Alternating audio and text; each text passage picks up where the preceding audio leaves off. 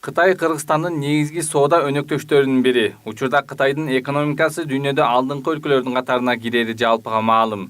2020 жылдын январь-сентябрь айларында эки өлкөнүн ортосундагы соода жүгүртүүнүн көлөмү $590 миллион түзгөн. Өлкөгө экспорт 38 миллион, ал эми импорт $552 миллион болгон. Коронавирус пандемиясына байланыштуу былтыркы жылга салыштырмалуу соода жүгүртүүнүн көлөмү азайганы байкалган. Негизги экспорттогон товарлар бул азык-түлүк товарлар жана сельхоз товарлар болуп эсептелет.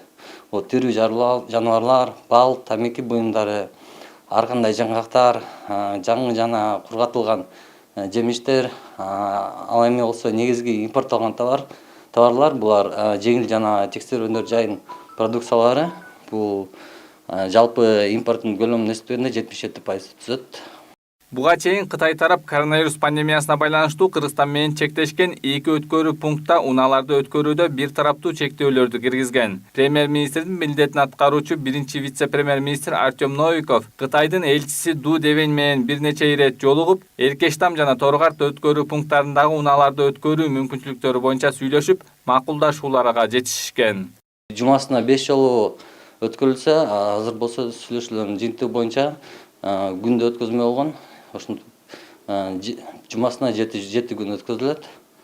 Ошондой эле Кытай элчисинин маалыматы боюнча Эркештам өткөрүү пунктусунда азыр инфраструктураларды жолотуу, мостотуу иштери жүрүп жатат. Ошентип алар Эркештам өткөрүү пунктусунда 2 кампа куруп жатат.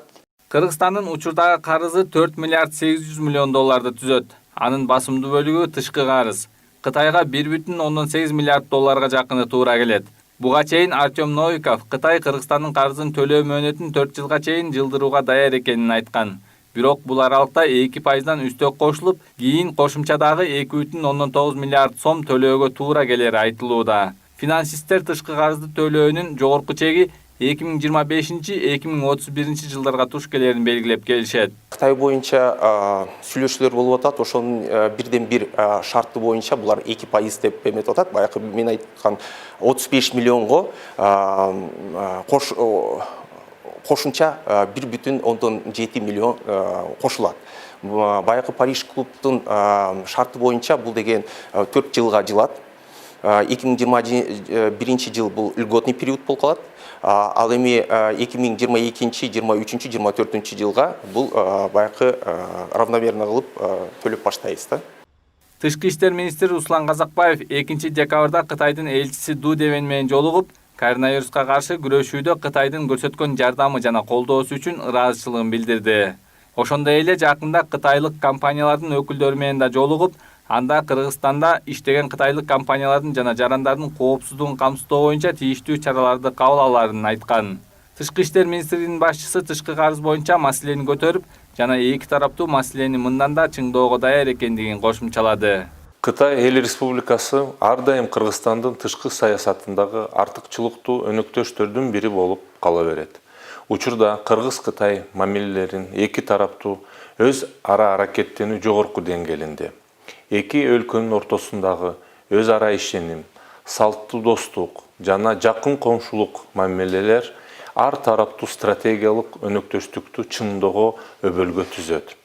Кыргызстан менен Кытайдын ортосунда эки мамлекеттин жана элдердин түпкү кызыкчылыктарына жооп берген биздин байланыштарыбыздын андан ары өнүгүшүнө тоскоол болгон принципиалдуу же талаштуу маселелер жок.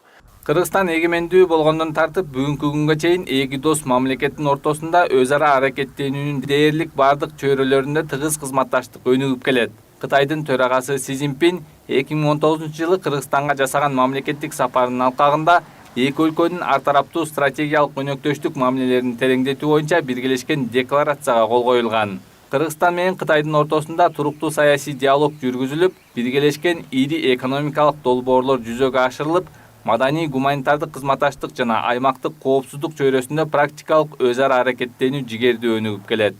Канат Жолочиев, Эмил Таалайбек уулу, Пирамида.